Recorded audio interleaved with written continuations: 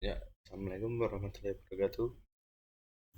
Di sini saya akan mengenalkan tentang pemrograman C++, yaitu definisi bahasa pemrograman.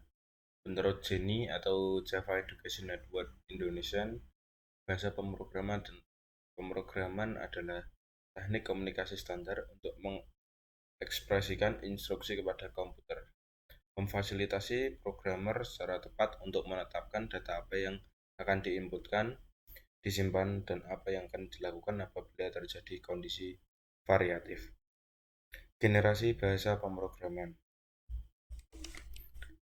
Yang pertama yaitu bahasa mesin, yaitu memberikan perintah pada komputer dengan kode binar 0 dan 1. Kemudian bahasa assembly, yaitu bahasa yang menggunakan kode mnemonik, misalnya move, loop, dan lainnya, untuk memberikan perintah pada komputer. Kemudian bahasa pemrograman prosedural, yaitu bahasa yang menerapkan pendekatan secara prosedur dengan instruksi rinci, biasanya disebut dengan high level language atau misal C, C++. Kemudian bahasa pemrograman generasi keempat, bahasa yang memudahkan pengguna untuk membuat suatu aplikasi, disebut dengan problem oriented language, misalnya SQL, Java, PHP, Python. Dan yang terakhir, bahasa pemrograman berorientasi objek dan web. Bahasa yang menerapkan atau menginkludkan artificial intelligence untuk membuat suatu aplikasi. Bahasa pemrograman C++.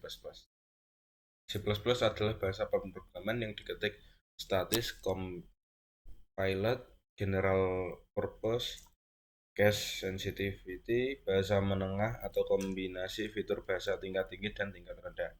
Dikembangkan oleh Journey Stroop mulai tahun 1976 di Bell Labs di Murray Hill, New Jersey, sebagai tambahan untuk bahasa C, dan awalnya bernama C dengan kelas, tetapi kemudian diganti namanya menjadi C++ pada tahun 1983. C++ sangat support pemrograman berbasis objek, ekstensi file yaitu .cpp, .cp, atau .c, digunakan untuk menulis driver atau software lain yang berkaitan dengan hardware.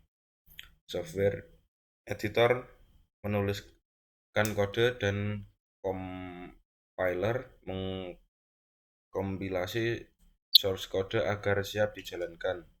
Yang bisa digunakan antara lain Dev C++, Berlan C++, NetBeans IDE, atau plugin C++, dan lainnya. Struktur program. Struktur program C++ dapat digambarkan sebagai berikut, seperti pada gambar di atas, yaitu penjelasannya yaitu A, slash, slash, slash, atau comment. Comment bisa dituliskan di baris coding dengan menuliskan tanda strip atau slash 2 di depan kalimat yang mau dituliskan, sehingga ketika program dieksekusi atau dijalankan tidak akan berpengaruh terhadap isi program. Kemudian preprocessor, perintah yang digunakan untuk mengidentifikasi file header agar terbaca oleh compiler. Kemudian using namespace std, menginfokan compiler untuk menggunakan namespace std. Namespace std adalah standar namespace dari C++ yang digunakan untuk memanggil kelas atau objek atau function yang terdapat pada namespace tersebut. Pada namespace std terdapat function sin atau memberikan inputan ke layar, dan cout atau menampilkan tulisan ke layar. File header digunakan untuk mendefinisikan fungsi atau function atau jenis file tertentu. File header berisi statement yang akan digunakan pada penulisan program. Contoh file header itu file header iostream, conio, stdio, string, math, statement cin, cout, handle, get atau get karakter, gyroscope, print, scratch, get, trace, Cream Strelen Skirt Pow. Fungsi memberikan input seperti pada gambar ini saja agar lebih ringkas. Yente main dalam tanda kurung menunjukkan penandaan awal program. Isi program bisa diketikkan di dalam main atau setelah tanda kurung kurawal buka dan sebelum tanda kurung kurawal tutup. Tipe data C++.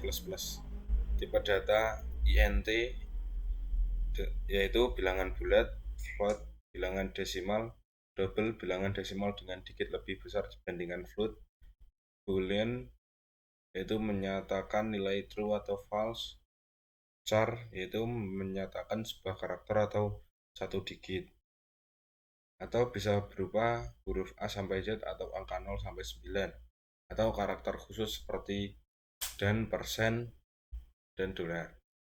Variabel adalah tempat menampung data sementara atau saat program dijalankan. Sintaks deklarasi variabel yaitu tipe underscore data nama underscore variabel. Contoh deklarasi variabel seperti pada gambar.